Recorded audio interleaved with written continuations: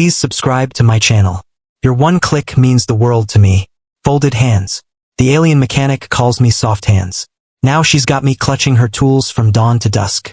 Welcome to the wild frontier of science fiction, where grease is currency and trust is earned one stripped bolt at a time.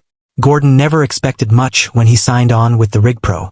The ship was a battered mining hauler, his hull tattooed with old burn scars, its manifest a graveyard of scrap. But he needed distance from metals, from command, from the kind of glory that leaves you hollow. Out here, the galaxy had work for ex-pilots, but not many places where a human was neither a relic nor a king. On the Rigprow, nobody cared about his past, least of all the ship's mechanic. She barely looked up when he introduced himself. Just a grunt, a swipe of a green hand across her cheek, and a muttered, "You got soft hands."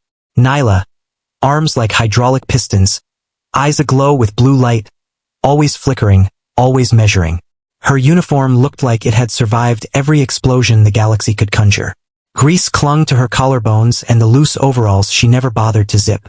Her tool harness rattled with every move, and her fingers blurred as she tore into the engine's heart, half buried in the ship's humming guts. He tried to help, tried to prove he wasn't just another passenger. She snorted, tossed a wrench at his chest. "Hold that. Don't drop it. I don't have spares for delicate fingers." That was the start. For the next 2 hours, she barked orders without a glance, expected him to keep up, and most maddeningly, kept bending over for parts. Her presence impossible to ignore in the haze of oil and engine heat. Her tone hovered between mockery and something else, something he couldn't name. He didn't complain. He held the tools, fetched the wires, handed her the torque wrench when she asked. The first time he passed it, properly aligned, she paused. "You know something about this?" For the first time, her eyes met his. "I used to fly ships," he replied. "Got tired of them falling apart mid-jump," he added, voice steady. She tilted her head, recalibrating. "Huh. Maybe you're not just decoration." After that, words were scarce, until a warning light flared on the panel and a low vibration began to tremble through the floor. Nyla cursed, sprang upright, and sprinted for the rear conduit. Gordon followed, no orders needed. The vibration grew, a deepening thrum, as if the ship's heart was about to seize. "Coolant feed's choking," she snapped. "If the secondary fans lock again." She cut herself off, crouched by a vent, and slammed her fist on the hatch. "Crawl space. I need both hands. You're coming in." They squeezed into the maintenance tunnel beneath the engine coil.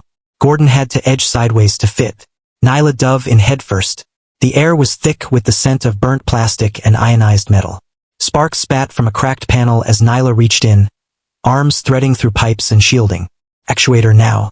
He didn't hesitate. She worked in silence, sweat beading on her brow until the fan's whine steadied and the lights stopped flickering. Only then did she look at him, the emergency glow painting her face in sharp relief. "Not bad," she said after a long pause. "For a human." He let out a dry laugh.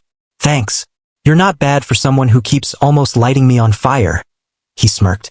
"That's on you. Shouldn't have soft hands." Back in the main bay, she didn't send him away. Instead, she tossed him a rag and pointed at the diagnostics terminal. "I'll pull the housing. You watch the gauges.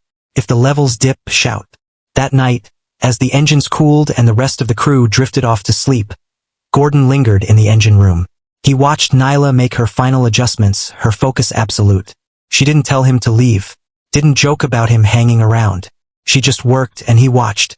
For the first time in months, he didn't feel like a man on the run. He felt like someone finding his place. He didn't know it yet, but this was the start of something bigger than busted engines or burned fingers.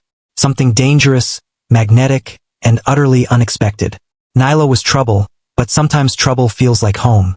The next morning, the ship's artificial daylight flickered on, revealing the usual grime and chaos of the Rigprow's engineering deck. Gordon was already there, coffee bulb in hand, eyes locked on a diagnostic screen he'd been puzzling over since dawn. He didn't hear Nyla approach until her grease-stained overalls brushed his arm, her presence close enough for him to catch the scent of ozone, engine oil, and something faintly herbal. She didn't bother with greetings. Instead, she jabbed a thick finger at the readout. "That number's off. You're looking at tank 2, but it's siphoning from tank 1. Regulate." His twitchy again. "You're about to log a false diagnostic." He nodded, unruffled. "And if I log the wrong one, you'll chew me out in front of the whole deck." she smirked. Only if I think it'll make you cry, he said. So far you haven't, she replied. He snorted, adjusted the input, and the correction confirmed her call. You always this charming in the morning? Only when I like someone, she said, flat as a whole plate, then turned and walked off like it meant nothing. He blinked, unsure. Was she teasing, or was that her version of flirting with him? It was impossible to tell. Her kindness was a heavier wrench tossed his way. You finally stopped holding the tools like they'll break if you breathe on them. She put him to work again, and as always, it wasn't the easy stuff.